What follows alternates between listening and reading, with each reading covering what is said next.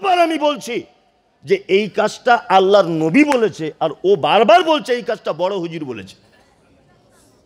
যতবার আমরা বলছি এই কাজটা আল্লাহর নবী করেছেন, ও ততবার বলছে এটা আমার পীর সাহেব করেছে। যতবার বলছে এটা আল্লাহর নবী করেছে, ও ততবার বলছে এটা ওই অমুক হুজুর করেছে। অমুক হুজুর কি ইসলামের দলিল? দলিল কে? মুহাম্মদ সাল্লাল্লাহু আলাইহি ওয়াসাল্লাম। এইসব শিক্ষিত সমাজে এইসব এখনো পর্যন্ত চলে। আর আপনাকে আমি একটা কথা আমি ভেবে কুল পাচ্ছি না যে আপনার কি কোনো চিন্তা ভাবনাও নেই ইসলামটা জানার ব্যাপারে। আপনি 5 কাঠা জমি কিনতে গেলে তার কম্পিউটার পর্চা দেখেন, RS পর্চা দেখেন, তার খতিয়ান দেখেন, কার সূত্রে সে জমিটা পেয়েছে, হ্যাঁ, জমি মেপে দেখেন, তারপরে বায়না করে তারপরে কেনেন, তারপরে রেজিস্ট্রি করেন। আর আপনি একটা আমল করে জান্নাত যেতে চাইছেন, আপনাকে দেখতে হবে না যে আমলটা আল্লাহ নবী সাল্লাল্লাহু আলাইহি ওয়াসাল্লাম করেছিলেন কিনা? দেখার প্রয়োজন আছে না নেই? আচ্ছা, যখনই আপনি দেখতে যাবেন ওই যে বলবে লেজ তুলে দেখা যাবে না, হ্যাঁ গানা কর। আপনি যখনই দেখতে যাবেন না কোনো একটা ভালো লোকের কাছে, তখন আমার এটা বলে দেবো ও আমাদের দলের নয়, ওর কাছে শোনা যাবে না বক্তব্য। মমতাজুল ইসলাম, ওরে বাবা, ওর আনা যাবে না আমাদের জলসায়, ও আমাদের দলের না। তা আমি কোন দলের? আমি কোন দল? আমি ভোট চেয়েছি এখানে কারোর কাছে? আপনাদের কেশপুরে ভোটে দাঁড়িয়েছি আমি? একবারও বলেছি এখানে যে আমি আমার দল করো?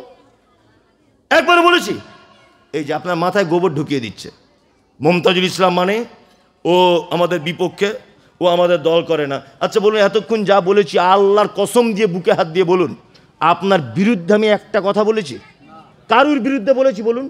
না। আমি হক কথাগুলো বলি।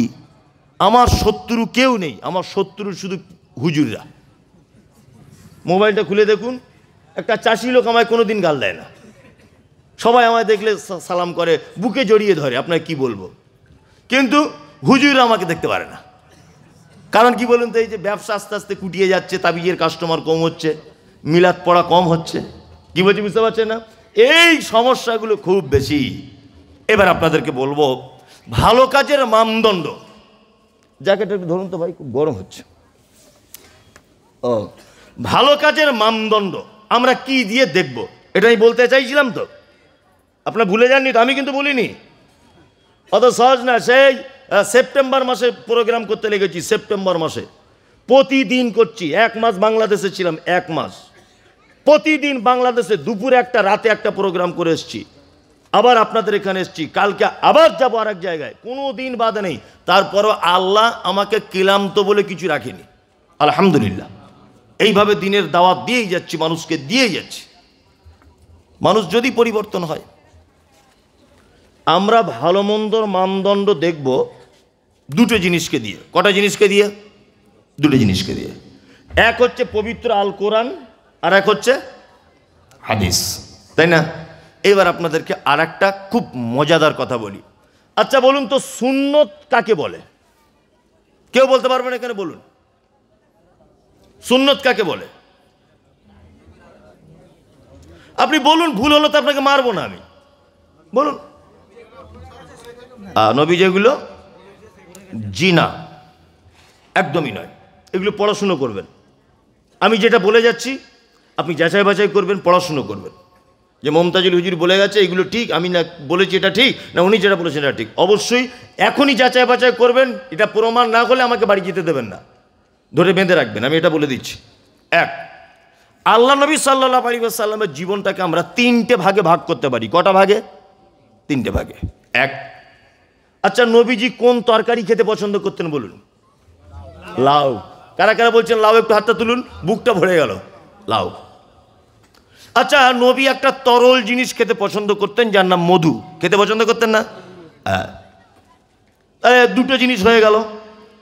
আচ্ছা নাম্বার 3, আল্লাহ নবী জুব্বা পড়তে পছন্দ করতেন, করতেন না? জুব্বা পড়তে পছন্দ করতেন, 3টে হয়ে গেল। আল্লাহ রসুল পাগড়ি পড়তে কি পছন্দ করতেন, টুপি আমরা পড়ি, তাই না? তাহলে 4টে হয়ে গেল। আচ্ছা বলুন তো, এই 4টে সুন্নত না সুন্নত নয়? না, সুন্নত নয়, সুন্নত নয়। এগুলো বুঝুন, এগুলো জানুন। টাকা দিয়ে হুজুর আনেন কেন? ফতেমার ক্যাসেট শুনে 3 ঘন্টা পার করবেন? এগুলো শিখুন।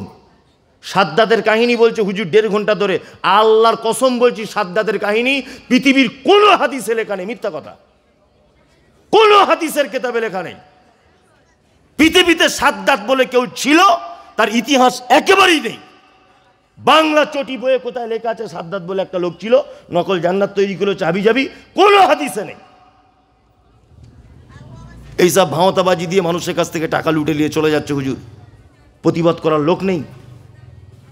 সুন্নত কাকে বলে? লাউ খেতে নবীজি পছন্দ করতেন, ভালো করে বুঝবেন।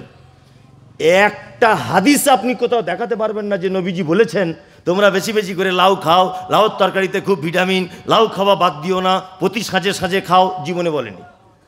বলেছেন না। নবীজি জুব্বা পড়তে পছন্দ করতেন, একটা হাদিস আপনি দেখাতে পারবেন নবীজি বলেছেন তোমরা জুব্বা পড়ো, না পড়লে গোনা হবে? দেখেছেন? না। আল্লাহ নবী মধু খেতে পছন্দ করতেন, কোনোদিন কোনো হাদিসে তিনি এ কথা বলেননি যে মধু না খেলে অনেক ক্ষতি আছে, তুমি মারা যেতে পারো, আমি মোহাম্মদ সাল্লাল্লাহু আলাইহি ওয়াসাল্লাম বেশি করে মধু খাই, তুমিও খাও, অনেক উপকার, 10টা 20টা করে নেকি আছে, জীবনে বলেনি। কি বললাম বুঝলেন? তার মানে মধু খাওয়া সুন্নত নয়, লাউর তরকারি সুন্নত নয়, বড় জুব্বা সুন্নত নয়, পাকড়ি টুপি সুন্নত নয়। তবে নবীজি পছন্দ করতেন, আপনি যদি সেই হিসাবে পছন্দ করেন তাহলে নবীকে ভালোবাসার নেকি পাবেন, সুন্নতের নেকি পাবেন না। আপনি নবীকে ভালোবাসেন, লাউর তরকারি বেশি করে খান, আপনি নবীকে ভালোবাসেন, এটা প্রমাণ হবে। আপনি পাগড়ি পড়ুন, আপনি নবীকে ভালোবাসেন, এটা প্রমাণ হবে। কিন্তু এটা সুন্নতে নাকি পাবেন না। সুন্নত তাহলে কাকে বলে? এই দেখুন আপনাকে সুন্নত দেখাই এবার। এক, নবীজি বলেছেন যে তোমরা আমার উম্মতের জন্য যদি কষ্ট মনে না করতাম তাহলে প্রত্যেক সালাত বা নামাজের আগে আমার উম্মতের জন্য মিসওয়াক করতে বাধ্যতামূলক করে দিতাম। কি করতে? দাঁতন, দাঁতন, তাই না? তার মানে দাঁতন করা কি সুন্নত, আল্লাহ রাসূল তাগিদ করেছেন। 2, ফজরের ফরজ সালাতের পূর্বে, ফজরের ফরজ সালাতের পূর্বে 2 রাকাত সুন্নত যদি কেউ পড়ে নেয়, সারা পৃথিবীতে যত সম্পদ আছে সমস্ত সম্পদের থেকে উত্তম জিনিস ওই লোকটা পেয়ে গেল। একবার সুবহানাল্লাহ বললেন না? না আর বলতে হবে না। ছি ছি ছি ছি ছি, আপনি হাসছেন দাঁত বার করে। এত বড় একটা কথা বললাম, আপনি স্বতঃস্ফূর্তভাবে একবার সুবহানাল্লাহ বলতে পারলেন না? আপনার জবান থেকে যদি এখন এত বড় মাপের কথা শুনে সুবহানাল্লাহ যদি না বার হয়, আর কবে বার হবে? সারা জীবন এই মুখ থেকে হারাম খেয়েছে, পরনিন্দা করেছে, গীবত করেছে, পরচর্চা করেছে, চিটিংবাজি, ব্যবসাতে কম দিয়েছে, মালে পণ্যতে পানি মিশিয়েছে, হ্যাঁ, সবজিতে ভেজাল লাগিয়েছে, সরিষার তেলে ভেজাল, নুন লবণে ভেজাল, চিনিতে ভেজাল, আর মরার সময় বলছে চাচা একটু লা ইলাহা বলো, লা ইলাহা বলো। ও জীবনে জবান থেকে লা ইলাহা বার হবে না। হ্যাঁ, অত সহজ? আপনি এখন বেঁচে থাকা অবস্থা একবার সুবহানাল্লাহ বলতে পারছেন না। ভালো ভালো কথা হলে মাঝে সাঝে সুবহানাল্লাহ, আল্লাহু আকবার, আলহামদুলিল্লাহ এসবগুলো বলবেন। এগুলো বক্তার বলতে হবে কেন? আপনি নিজে স্বতঃস্ফূর্তভাবে বলতে পারছেন না, বলবেন। চলুন তাহলে আপনাকে সুন্নত দেখিয়ে দিলাম। সুন্নত হচ্ছে সেটা যেটা রাসূলুল্লাহ সাল্লাল্লাহু আলাইহি ওয়াসাল্লাম করতে বলেছেন এবং যেটা করলে নেকির ব্যাপারে আদেশ রয়েছে, নেকি হবে এইটা প্রমাণ পাওয়া যায়, এটার নাম কি? সুন্নাত। আর একটা জিনিস আছে, সেটা হচ্ছে নরমাল, নবীর জন্য খাস। নবীর জন্য কি খাস? আল্লাহ নবী 11টা বিয়ে করেছিলেন। আচ্ছা, এখন আর কেউ করতে পারবে? পারবে না। নবীজি রাত্রের বেলাতে চলে গিয়েছিলেন কোন একটা প্রাণীতে চেপে, কোথায়? মিরাজে, তাই না? আমরা যে আকাশটা দেখতে পাই, এই আকাশটা যদি 1 কোটি কিলোমিটার গতিতে যদি কোনো যানবাহন যদি ছোটে, এই যে আকাশটা দেখতে পাই, এই আকাশে ছুঁতে টাইম লাগবে 500 বছর। কত বছর? 500 বছর। 500 বছরের রাস্তা, এইরকম 7টা আসমান, মানে 5 7 35, 3500 বছর রাস্তা। এক রাত্রিতে নবীজি মিরাজ থেকে ঘুরে সব দেখে শুনে চলে এলেন। এটা নবীজির জন্যে খাস। পৃথিবীর কোনো যান্ত্রিক সভ্যতায় 2025 সালের কোনো যুক্তি, কোনো মেশিন, কোনো মানুষের অর্থের কারণে, কোনো মানুষের জ্ঞান, কোনো কিছু আর এই কাজ করে দেখাতে পারবে না। তার মানে এটা নবীজির জন্যে খাস। নবীজির জীবনীটাকে ছোট্ট করে, দৈনন্দিন জীবনটাকে আমরা কটা ভাগে ভাগ করে দিলাম? 3টা। একটা হচ্ছে ভালোবাসার নেকি, একটা সুন্নতের নেকি, তাই না, আর একটা নবীজির জন্যে খাস। ব্যাপারটা বুঝতে পেরে গেলেন? আচ্ছা, তাহলে এবার যদি কেউ ধরে বলতে পারবেন তো সুন্নত কাকে বলে?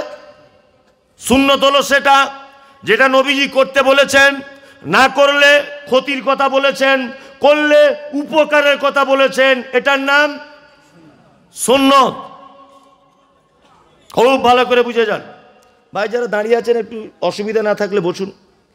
এই রাস্তায় দাঁড়াতে নেই বাবু, এসে বসো, কোরআনের মজলিস একটু বসুন, ভাই হয়ে বসুন।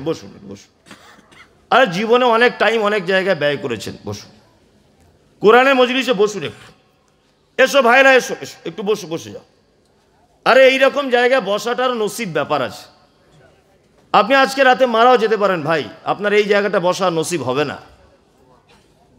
আপনি মারাও যেতে পারেন, এত ভালো জায়গাতে যদি আপনি বসার সুযোগ না পান, হয়তো আপনাকে এই টাইমের জন্য আল্লাহ ক্ষমা করে দিতে পারে। ভাই বসে যান, কেউ আপনার এদিক ওদিক নড়াচড়া করিয়েন না।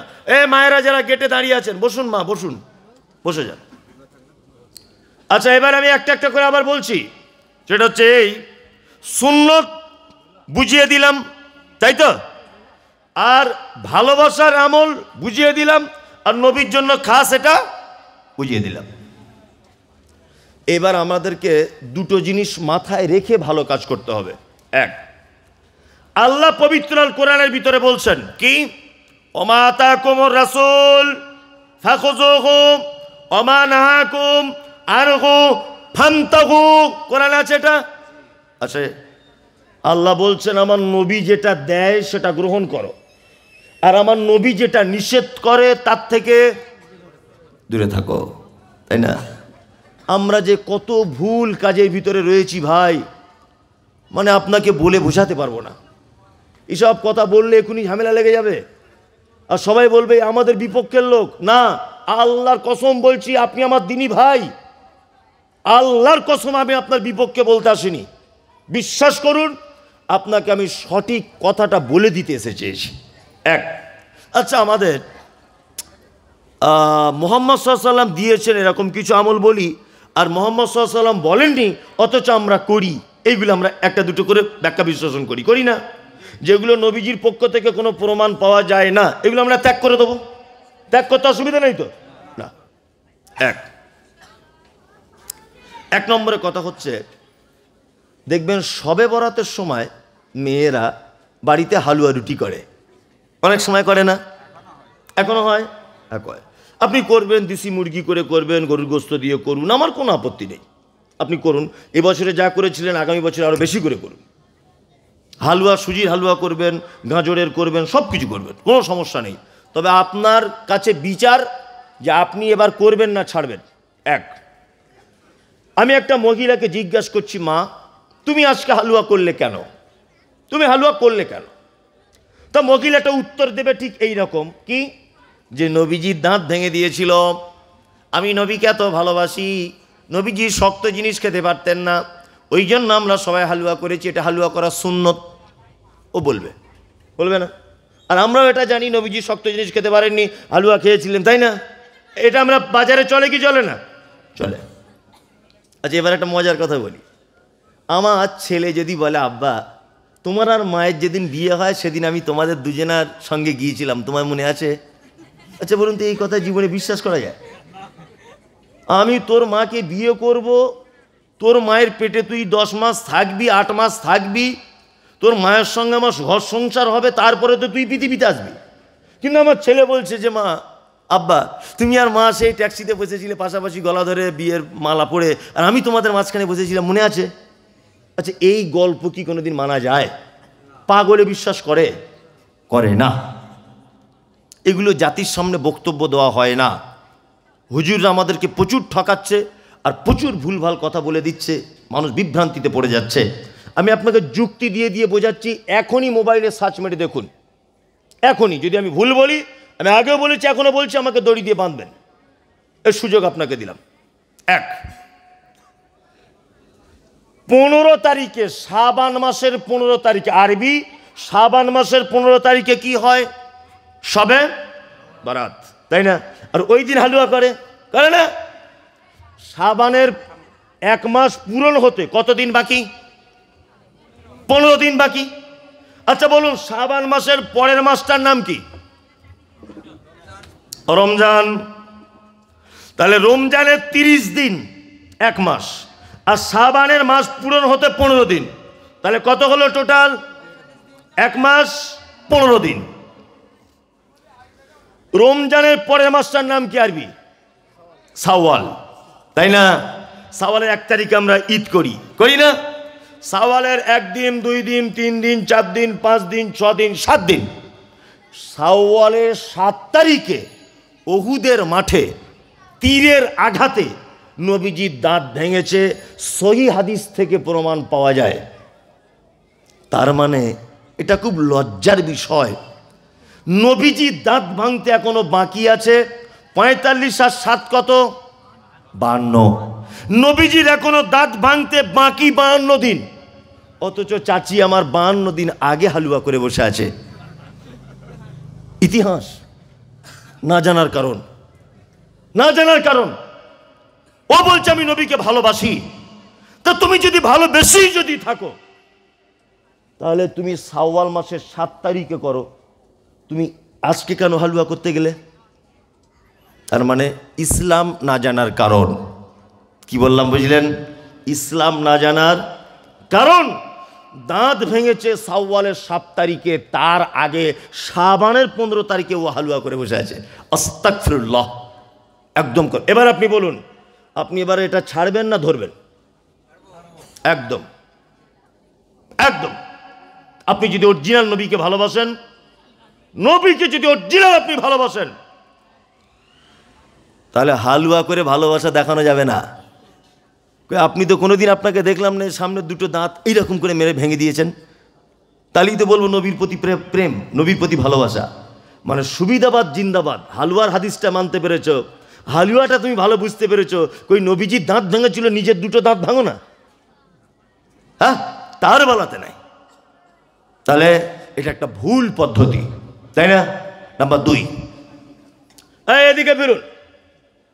একদম সহিহ হাদিস, আল্লাহ নবী সাল্লাল্লাহু আলাইহি ওয়াসাল্লাম তিনি বলছেন, কোন মানুষ যখন ঘুমাতে যাবে, ঘুমানোর নিয়ম কি?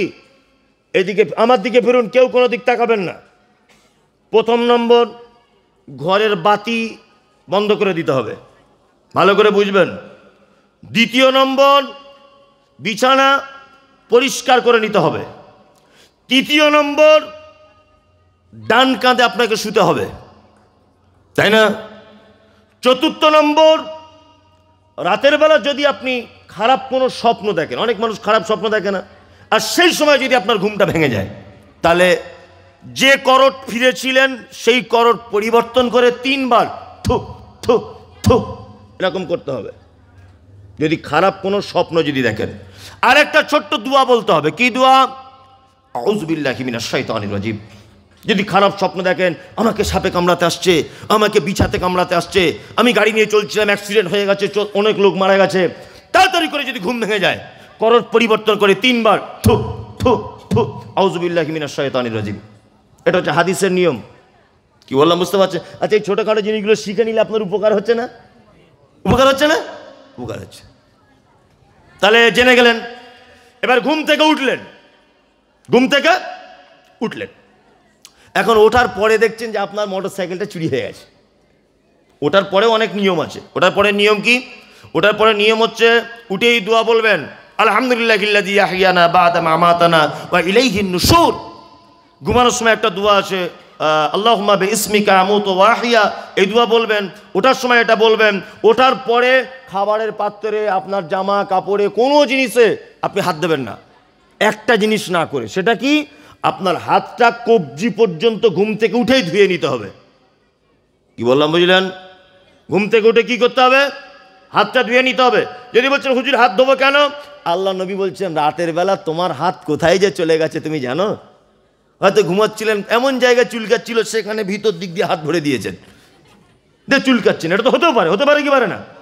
সকালে উঠে যদি ওইটা দিয়ে যদি আপনি ভাতের তালে হাত মেরে দেন, তাহলে এটা কি ভালো জিনিস না খারাপ জিনিস? খারাপ জিনিস। ওই জন্য নবীজি বলেছেন তোমার হাতটা কোন পর্যন্ত? কবজি পর্যন্ত ধুয়ে নাও।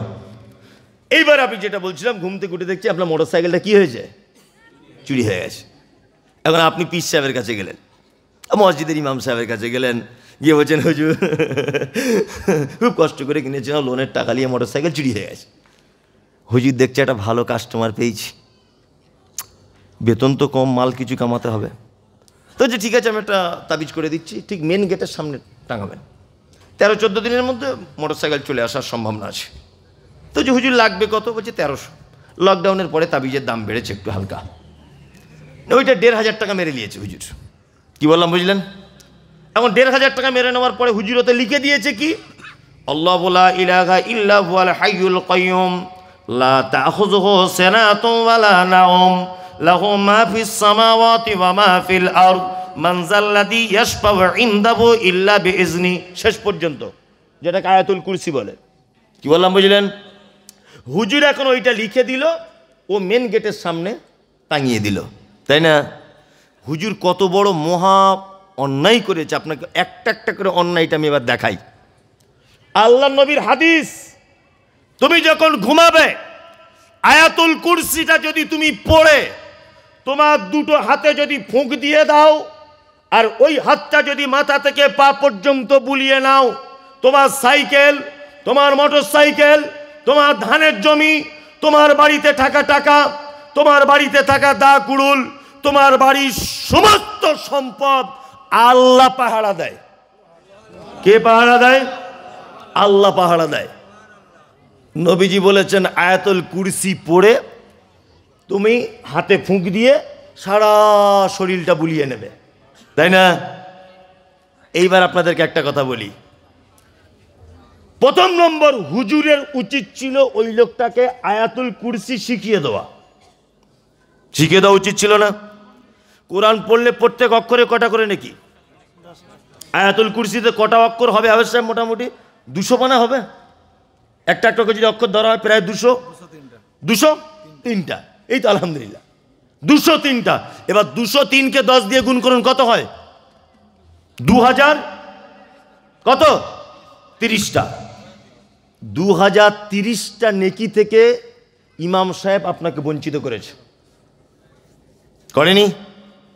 করেছে। নাম্বার 2 নম্বর, ইমাম সাহেব আপনার সঙ্গে গাদ্দারি করেছে। ওর উচিত ছিল কোরআনটা খুলে দেখিয়ে দেওয়া যে এই জায়গাটা আয়াতুল কুরসি আছে ভাই, প্রতিদিন ঘুমানোর আগে তুমি এইটা পড়ে বুকে ফুঁক দিয়ে তুমি তারপরে রাতের বেলা ঘুমাবে। তার মানে ইমাম সাহেব 2030টা নেকি থেকে বঞ্চিত করলো, কোরআন পড়া থেকে বঞ্চিত করলো, এবং তাবিজ নামক একটা মহা পাপের সাথে আপনাকে জড়িয়ে দিল। আশ্চর্য ব্যাপার। একটা ছেলেকে দেখছি তার হাতে গাছ বাঁধা, হাতে এই জায়গাটা। কিসের গাছ রে বাবা? বলছে হুজুর আমার দাঁতের যন্ত্রণা আমার মা লাগিয়ে দিয়েছে। তো দাঁতের যন্ত্রণা হাতে গাছ বেঁধেছিস কেন? হাতে গাছ বাঁধার সাথে দাঁতের কি সম্পর্ক? হ্যাঁ, দাঁতের সঙ্গে হাতে গাছ বাঁধার কি সম্পর্ক? আল্লাহ বলেছেন অনুনাজ্জিলু মিনাল কুরআন মা হুয়া শিফা, আছে কোরআন এটা। আল্লাহ বলছে কোরআন অবতীর্ণ করেছি মোমেনদের কল্যাণের জন্যে, মোমেনদের রোগ মুক্তির জন্য কোরআন অবতীর্ণ করেছে। এই আপনি 1 মাস জ্বরে ভুগছেন, তাবিজের কথা বলা হয়নি, কোরআন তেলাওয়াত করুন। ক্যান্সার রোগে ভুগছেন, কোরআন তেলাওয়াত করুন। আপনি ডায়রিয়াতে ভুগছেন, কোরআন তেলাওয়াত করুন। আপনার মেয়ে হাসপাতালে ভর্তি, কোরআন তেলাওয়াত করুন। আপনার স্ত্রীর কিডনিতে পাথর, কোরআন তেলাওয়াত করুন। কোরআন তেলাওয়াতের মাধ্যমে, তেলাওয়াতের বরকতে আল্লাহ আপনার রোগ মুক্ত করে দেবে ইনশাল্লাহ। অথচ হুজুর আপনাকে 2 নম্বরই করে বলে দিয়েছে পড়ার দরকার নেই, আমার কাছে আসবে 1500 টাকা দিবে, লিখে দেবো, গলায় টাঙিয়ে ঘুরবে। এই আপেল খেলে শরীরে রক্ত হয়, পুষ্টি হয়, হয় না? হয়। এখন কেউ যদি আপেল যদি গলায় বেঁধে ঘোরে, হবে না? কাজ হবে? হবে? হ্যাঁ, কাজ হবে না। তা আল্লাহ এখানে বলছে মোমেনদের জন্য এটা শিফা কোরআন। তুমি তেলাওয়াত করো, তুমি জ্বর হয়েছে কোরআন তেলাওয়াত করো, আল্লাহ তেলাওয়াতের বরকতে আল্লাহ তোমাকে শিফা দেবে। তুমি ডায়রিয়াতে ভুগছো, তুমি কোরআন তেলাওয়াত করো, তোমার তেলাওয়াতের কারণে আল্লাহ তোমায় কল্যাণ দেবে। তোমার মেয়ে হসপিটালে ভর্তি, তুমি মা হয়ে বসে বসে বাড়িতে 2 পাতা কোরআন পড়ো, আল্লাহকে কেঁদে একটু বলো যে আল্লাহ আমার মেয়েটাকে একটু ভালো করে দাও। তুমি বাপ, তুমি কোরআন পড়তে জানো, তুমি 2 পাতা কোরআন পড়ার বলো আল্লাহ এই কোরআন পড়ার বরকতে আমার মেয়েকে তুমি একটু ভালো করে দাও। কত সুন্দর জিনিস, আল্লাহ তো এই কথাই বলছে, কিন্তু ও আপনাকে চালাকি করে বলে দিয়েছে এই তুমি বাংলা লেখাপড়া জানো, তুমি কোরআন পড়বে কেন? একদম না, এসো আমি মাল মেরে দিচ্ছি, কাজ হয়ে যাবে বলে 1,500 টাকা ঝেড়ে নিয়েছে। পাক্কা চিটার। এদের থেকে দূরে থাকবেন। কি বলছি বুঝতে পারছেন? এ থেকে কী করবেন? দূরে থাকবেন। আমি শুধু একটা কথা মনে মনে ভাবি, একটা লোক দোকান করেছে মুদিখানা, তা বেচাকেনা কম হচ্ছে, তা হুজুরের কাছে তাবিজ আনতে গেছে। তা হুজুর বলছে কী হয়েছে? বলছে হুজুর বেচাকেনা খুব ঘাটতি। বলছে ঠিক আছে তাহলে এক কাজ করে 350 টাকা দাও, একটা মাল করে দিচ্ছি, ওই পাল্লার তলাতে রেখে দিবে। তো বলছে হুজুর কী হবে কাজ? বলছে আশেপাশের দোকানগুলো সব কিসের? বলছে আশেপাশের দোকান তো আরও সব মুদিখানার। বলছে সব দোকান বন্ধ হয়ে যাবে। বলছে হুজুর কেন? বলছে সব কাস্টমার তোমার দোকানে চলে আসবে। তা মনে মনে বলছি এত দামি তাবিজ হুজুর বিক্রি করে দিল কেন? ও তো নিজের বাড়িতে রেখে একটু বরকত করতে পারতো। হ্যাঁ, করতে পারতো না? ও তাবিজ করে ওর বইয়ের সাথে ওর ছেলের ভালোবাসা করে দিচ্ছে, ও তাবিজ করে ওর মেয়ে হারিয়ে গিয়েছে বাড়ি টেনে আনছে, ও তাবিজ করে ওর ব্যবসা উন্নতি করে দিচ্ছে। তা ও কেন এখনও 3,500 টাকা ইমামতি করছে আর মমতার 3,000? ও একটু কমিটিকে তাবিজ করে ওর বেতনটা 20,000 করে লেখ। হ্যাঁ, ওই জন্য কাজী নজরুল একটা কবি, কিন্তু তিনি একটা কথা বলেছেন, ওরে পীর ফকিরের কথা যদি সত্য হতো তারা কেন রাস্তার ধারে ভিক মেঙ্গে খেত? কাজী নজরুল বলেছে, এটা আমার কথা নয়। কি বলছি বুঝতে পারছেন তো? একদম এদের পাল্লায় পড়বেন না। কোরআন মাজিদ পড়ুন, আপনার অভাব রয়েছে, আল্লাহ আপনার অভাব পূরণ করে দেবে ইনশাআল্লাহ। কবর আজাব থেকে বাঁচতে চাইছেন, আপনি সূরা মুলক তেলাওয়াত করুন, তাবারাকাল্লাযী বিয়াদিহিল মুলক, আল্লাহ আপনার কবর আজাব থেকে বাঁচিয়ে দেবে। টাকা পয়সার প্রয়োজন, কোরআন তেলাওয়াত করুন। অসুস্থ, কোরআন তেলাওয়াত করুন, এর মাধ্যমেই আল্লাহ আপনাকে কল্যাণ দেবে ইনশাআল্লাহ, ইনশাআল্লাহ, এর মাধ্যমে। এবার আর একটা কথা বলি, সেটা হচ্ছে কি, এখন আমাদের পাড়া গ্রামে যখন কোনো লোক যখন মারা যায় না, আমরা কত ভুলগুলো করি আর কত ভুলগুলো করছি। আপনি একটু খুব মনোযোগ দিয়ে শোনার চেষ্টা করবেন। আসলে এই বক্তব্য সবাই শুনতে পারবে না, সবাই লোড নিতে পারবে না। কি বললাম বুঝলেন না? কারো আনলোড হয়ে যেতে পারে, যে সব ভুলভাল মানে কী সব বকছে, মানে ভুল নয়, আসলে ও সবুজ চশমা পরে সব জিনিসকে সবুজ দেখালো। কি বলছি বুঝতে পারছেন তো? সব জিনিস, কোন জিনিসের কালার যে লালও হতে পারে এটা ওর জানা নেই। আল্লাহু আকবার। এবার আপনাকে একটা কথা বলি, একটা লোক যখন মারা যাচ্ছে, আচ্ছা মারা যাবার সময় আমরা ওই লোকটার পাশে বসে কি বলি?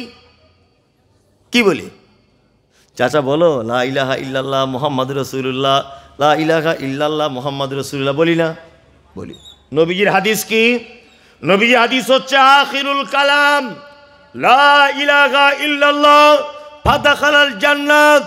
কোন মানুষ মরার আগে তার শেষ বাক্যটা যদি লা ইলাহা ইল্লাল্লাহ যদি হয়, তাহলে তার থাকার জায়গা জান্নাত। থাকার জায়গা কোথায়? জান্নাত। কিন্তু এখানে একটা পদ্ধতি আছে। আপনি যে লোকটা মারা যাচ্ছে অসুস্থ, তার পাশে বসে আপনি বারবার বলবেন লা ইলাহা ইল্লাল্লাহ, লা ইলাহা ইল্লাল্লাহ, লা ইলাহা ইল্লাল্লাহ, লা ইলাহা ইল্লাল্লাহ। আপনি বলবেন একা একা। ও যদি আপনার বলা শুনে একবার যদি বলে দেয়, তাহলে তার থাকার জায়গা কোথায়? জান্নাত। কিন্তু মাথায় রাখবেন, কোনো মানুষ মারা যাচ্ছে মৃত্যু যন্ত্রণায় ছটপট করছে, তার কাছে গিয়ে বলবেন না চাচা একবার বলো লা ইলাহা ইল্লাল্লাহ, একবার বলো। আর ওর এখন যন্ত্রণা হচ্ছে ছটপট করে, ও যদি একবার বলে দেয় রাখ তোর লা ইলাহা ইল্লাল্লাহ, হাট এখান থেকে, আর এইটা বলে যদি মারা যায়, ওর থাকার জায়গা জাহান্নাম। কারণ ও এখন মৃত্যু যন্ত্রণায় কষ্ট পাচ্ছে, উল্টো পাল্টা কিছু বলেও দিতে পারে, পারে কি পারে না? ওই জন্য নবীজি বলেছেন তোমরা তার পাশে বসে বসে বলো, তোমাদের বলা শুনে যদি ওর মুখ থেকে একবার যদি বেরিয়ে যায় তাহলে ওর থাকার জায়গা জান্নাত। কি বললাম বুঝলেন? তাহলে এইগুলো ছোটোখাটো জিনিস আমি বলে দিলাম, এগুলো জানা হয়ে গেল কি গেল না গেল। এবার লোকটা মারা গেল, তাই না? এখন লোকটা নামাজ পড়তো না, এদিকে বেরোন। লোকটা নামাজ পড়তো না, লোকটা নামাজ পড়তো না। এখন যে লোকটা মারা গেছে ওর বড় ছেলেটা ইমাম সাহেবের কাছে এসে বলছে, হুজুর সহ্য করতে পারছি না, বাপটা চলে গেল, খুব কান্নাকাটি করছে। হুজুর বলছে, বাপ কেঁদো না, কেঁদো না, আল্লাহ তোমার আব্বাকে জান্নাতবাসী করুক, জান্নাতবাসী করুক, জান্নাতবাসী করুক, দোয়া করছে। ওর বাপ নামাজ কারণ কিছু পড়েনি। আল্লাহ কোরআনে কি বলছেন? মা সালাকাকুম ফি সাকার ক্বালু লাম নাকু মিনাল মুসাল্লিন। সাকার নামক, এটা হাবেশা আছে তো কোরআনে। আল্লাহ সাকার নামক জাহান্নামীকে জিজ্ঞাসা করে বলবে, এই তুমি জাহান্নামে এসেছো কেন? তুমি কেন জাহান্নামে এলে বলো? একজন জান্নাতি আর একজন জাহান্নামীকে ডেকে বলবে, তুমি কেন এখানে এসেছো বলো। ও জাহান্নামী তখন একটা উত্তর দেবে কি, ক্বালু লাম নাকু মিনাল মুসাল্লিন। সব ভালো কাজ ছিল ভাই, শুধু নামাজ পড়িনি, এই জন্য আমার থাকার জায়গা জাহান্নাম। এটা কোরআনে আছে না ভুল বললাম? জোরে বলুন আপনি। আছে। তার মানে নামাজ না পড়লে তার থাকার জায়গা কোথায়? জাহান্নাম। এবার বেনামাজি লোকটা মারা গেল আর ইমাম সাহেব জানাজা পড়ে দোয়া করছে, সবাই দোয়া করুন, রব্বানা আতিনা ফিদ দুনিয়া। আল্লাহ শফিকুল ভাই মারা গেল, জান্নাতুল ফেরদাউসে পৌঁছে দাও। কিয়ামত পর্যন্ত দোয়া চালালেও ও দোয়া 10 পয়সা দাম নেই, 10 পয়সাও দাম নেই। এটা কি মগের মূল্য নাকি? 60 বছর তুমি বেঁচে আছো, 60 বছরে নামাজ নাই, 60 বছরে কোরআন তেলাওয়াত নাই, 60 বছরে তোমার মানে রোজা নাই, 60 বছরে হারাম হালালের কোনো ডিফারেন্স নাই, আর তুমি কি ভাবছো পাকড়িওয়ালা হুজুর দোয়া করে দিলেই তোমার বাপ স্বর্গে চলে যাবে? জান্নাত অত সহজ? মগের মূল্য নাকি এটা? অত সহজ নয়। এইবারে লোকটা মারা গেল, মারা যাওয়ার পর ইমাম সাহেব বলছে, হ্যাঁ একটু বলে দেবেন, আমার বড় বোনের 3 খতম, ছোট বোনের 4 খতম, পাড়া প্রতিবেশীর মেয়েরা দিয়েছে 12 খতম, টোটাল 42 খতম, আর আমি দিয়েছি 40 খতম, 80 খতম, একটু হুজুর বকশে দেন। হ্যাঁ, তোমার বাপ কি ঘোড়ার ঘাস কাটতে এসেছিল পৃথিবীতে? হ্যাঁ, তো অপরের বক্সা নিলেও কবরে যাবে? যে সস্তায় বদমাইশি ছাড়া আর কিছু নয়। মানুষ কত বড় স্বার্থপর, নিজের বেটাকে দামি স্কুলে পড়ায় আর গরিবের ছেলে মাদ্রাসায় পড়ে, তাকে 200 টাকা দিয়ে বলে আমার বাপের জন্য দোয়া করো, আমার বাপ যেন স্বর্গে চলে যায়। তোমার বেটা কি করছিল? তোমার বেটাকে মাদ্রাসায় দাওনি কেন? বদমাইশি হয়। মুহাম্মদ সাল্লাল্লাহু আলাইহি ওয়াসাল্লাম বলেছেন, তালাবুল ইলমি ফারিজাতুন আলা কুল্লি মুসলিমিন, প্রতিটা মুসলিম নরনারীর উপরে দ্বীনের শিক্ষা অর্জন করা ফরজ। তোমার বেটা আইপিএস অফিসার হবে বলে কলকাতার ইউনিভার্সিটিতে পড়ে, আর গরিবের ছেলে মাদ্রাসায় পড়ে, তাকে দিয়ে তোমার দোয়া করিয়ে তোমার বাপকে তুমি স্বর্গে পাঠাতে চাইছো? সস্তার যুক্তি কে বললো এগুলো? শুনুন একটা কথা বলি, একটা মানুষের আত্মা বার হবার পরে তার ছেলেদের পক্ষ থেকে 3টে কাজ। কটা কাজ? একটা মানুষ মারা যাবার পরে তার পরিবারের পক্ষ থেকে কটা কাজ? ছেলেদের পক্ষ থেকে 2টো কাজ। 2টো ছেলেদের পক্ষ থেকে কটা? 2টো। এক, ছেলেরা তার জন্যে দান করবে, সাদকা করবে। 2, ছেলে যদি কোরআনের হাফেজ হয়, সে কোরআন তেলাওয়াত করবে, তার বাপ নেকি পাবে। কি বললাম বুঝলেন?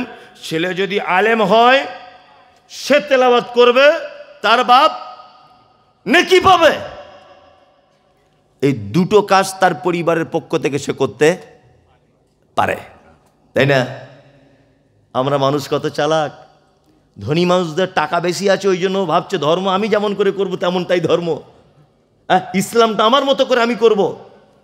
বাপ মরে গেছে, 4টে গরু কিনে এনে বিরিয়ানি করে 350 লোকের দাওয়াত করে খাওয়াচ্ছে, আর বলছে আমার বাপ মরে গেছে। আচ্ছা, এই 2024 সালে এগুলো মানুষ বোঝে না? আচ্ছা, মানুষ বিরিয়ানি করে খানা করে খায় কখন? খুশিতে না আনন্দতে? বলুন। খুশিতে। তা আপনার আব্বা মরে গেছে, এটা আপনার আনন্দের ব্যাপার না খুশির ব্যাপার না দুঃখের ব্যাপার? কোনটা? দুঃখের ব্যাপার। তা আপনার বাপ মরে গেল, তা আপনার দুঃখের ব্যাপার। তো এখানে আবার গরু কেটে খানা করার কি কি কি ঝামেলা এলো? হ্যাঁ, কে যুক্তি দিল আপনাকে? আর আপনারও বলছি লজ্জা শরমও কম যে একটা মানুষ মারা গেছে আর সেই উদ্দেশ্য করে রান্না করেছে, আপনি একদম খেয়ে এলেন না, খেলাল করতে করতে আসছেন রাস্তা দিয়ে। আপনাকেও বলি সাদকা জারিয়া করুন। জারিয়া, যে টাকাটায় মানুষকে খানা করে খাওয়াবেন, ওই টাকাটা আপনার আব্বার নামে মসজিদে 4টে সিলিং ফ্যান কিনে দেন। ওই টাকাটায় মাদ্রাসার ছাদ ঢালাই হচ্ছে না, 20 বস্তা সিমেন্ট কিনে দেন। ওই টাকাটা দিয়ে একটা জায়গায় গরিব মানুষের বসবাস, কল নেই, কল মিস্ত্রিকে বলে একটা আপনার আব্বার নামে কল বসিয়ে দেন। কি বললাম বুঝলেন না? জারিয়া মানে যার ধারাবাহিকতা বজায় থাকে। মুহাম্মদ সাল্লাল্লাহু আলাইহি ওয়াসাল্লাম বলেছেন, ইজা মাতাল ইনসান ইনকাতা আনহু আমালুহু ইল্লা মিন সালাসাতিন সাদাকাতিন জারিয়াতিন আও ইলমিন ইয়ানতাফাউ বিহি আও ওয়ালাদিন সালিহিন ইয়াদউ লাহু। মানুষ মারা যাওয়ার পর 3টে মাত্র কাজ তার কবর পর্যন্ত নেকি পৌঁছাতে থাকে। তার 1 নম্বরের কাজ হচ্ছে সাদকায়ে জারিয়া। জারিয়া কার বলে? যার ধারাবাহিকতা, যেটা দীর্ঘদিন লাস্টিং করে, তার নাম জারিয়া। 300 লোককে খাওয়ালেন গরু জবাই করে দুপুরবেলা, রাতের বেলা সব তো পায়খানা করে বার করে দিল। একজনের পেটে আর থাকলো? আপনার বাপ নাকি পাবে? একটা নাকি পাবেন? একটাও পাবে না, একটাও নাকি নেই। আপনি ওই টাকাটা দিয়ে মাদ্রাসায় দেন, কোন একটা ইমারতি কাজ করার জন্য, মসজিদে দেন, মসজিদে এক প্রাচীর হচ্ছে ওখানে কাজ করার জন্য টাকা দেন, মসজিদের ছাদ ঢালাই হচ্ছে 2 কুইন্টাল রড কিনে দেন। কি বললাম বুঝতে পারছেন কথাগুলো? আচ্ছা, কথাগুলো যেগুলো বলছি আপনার রাগ হচ্ছে তো? রাগ হয় না? তাহলে আপনারা বেশ ভালোই, আপনারা রাগ করছেন না। হ্যাঁ, আসলে এগুলো হচ্ছে সঠিক পদ্ধতি। বাপ দাদা 14 পুরুষ করে এসেছে হুজুর, তাহলে এখন আমি কি করব? তোমার বাপ আগে আন্ডারপ্যান্ট করে ঘুরতো, তুমি ঘোরো? হ্যাঁ, এটা কি কোনো কথা? তোমার বাপের যুগে মোটরসাইকেল ছিল না, তোমার বাপের যুগে কিছুই ছিল না। সব কিছুর পরিবর্তন হচ্ছে, হাদিস কোরআন রিসার্চ হচ্ছে, হাদিস কোরআন গবেষকদের দ্বারা গবেষণা হচ্ছে, সব কিছুর নতুন নতুন পদ্ধতি আপডেট হচ্ছে। আর তুমি শুধু ইসলামের ব্যাপারে সারা জীবন বলে যাবে যে আমার বাপ দাদার 14 পুরুষ যেটা করে এসছে ওটা আমরা করব? বাপ দাদার 14 পুরুষ যেটা করে এসছে এটাই যদি ঠিক হয়, তাহলে আপনি বলুন।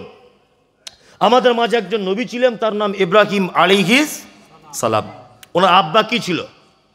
মূর্তি পূজক এবং মূর্তি নির্মাণকারী, মূর্তি তৈরি করত এবং মূর্তির পূজা করত, তাই না? তা ইব্রাহিম নবী যদি ভাবতেন যে আমার বাপ দাদা যা করে এসছে আমি মূর্তি তৈরি করে যাব, তাহলে ভালো করতেন? তিনি নবী হতে পারতেন না। এগুলো আপনারা কেন বোঝেন না? এগুলো আস্তে আস্তে আস্তে আস্তে ছেড়ে সুন্দর ইসলামিক জীবনধারায় চলে আসুন। আল্লাহ আপনাদের বেশি করে বোঝার তৌফিক দান করুক, আমিন। এবার আপনাদেরকে আমি আরও কয়েকটা কথা বলছি, সেটা হচ্ছে এই ভালো কাজ, যেমন কর্ম তেমন কাজ। আচ্ছা, আমি যদি গুটি কতক ছোট ছোট করে কয়েকটা ভালো কাজ বলে দিই, তাহলে করা যাবে? ইনশাল্লাহ করবো তো? ইনশাল্লাহ, ইনশাল্লাহ। মোহাম্মদ কিছু বলছেন? মোহাম্মদ সাল্লাল্লাহু, আমাকে একটু পানি দিলে ভালো হতো, পানির বোতলটা একটু হলে সুবিধা হতো। মুহাম্মদ সাল্লাল্লাহু আলাইহি ওয়াসাল্লাম তিনি বলছেন, আল্লাহ তাআলা, প্রথমে আল্লাহটা বলি তারপর আল্লাহ নবীটা বলছে, আল্লাহটা বলি। আল্লাহ তাআলা বলছেন, আল্লাযীনা ইউনফিকুনা ফিস সাররাই ওয়াদ দাররাই ওয়াল কাযিমিনাল গায়যা ওয়াল আফিনা আনিন নাস ওয়াল্লাহু ইউহিব্বুল মুহসিনিন। সুবহানাল্লাহ। সূরা আল ইমরান আয়াত নাম্বার 113 না 132 সম্ভবত, আমি ভুলে যাচ্ছি, যাই হোক, সূরা আল ইমরান। আল্লাহ তাআলা বলছেন যে পৃথিবীতে আমি 4টে লোককে সব থেকে বেশি ভালোবাসি। কটা লোক? 4টে লোক। এই 4টে লোকে দেখতে কেমন? এরা লম্বা না বেঁটে, কালো না পরিষ্কার, তারা কেমন গুণ হবে তাদের এ তো জানা দরকার আছে না নেই? আছে। তাহলে এই লোকগুলোর গুণগুলো বলে দিই।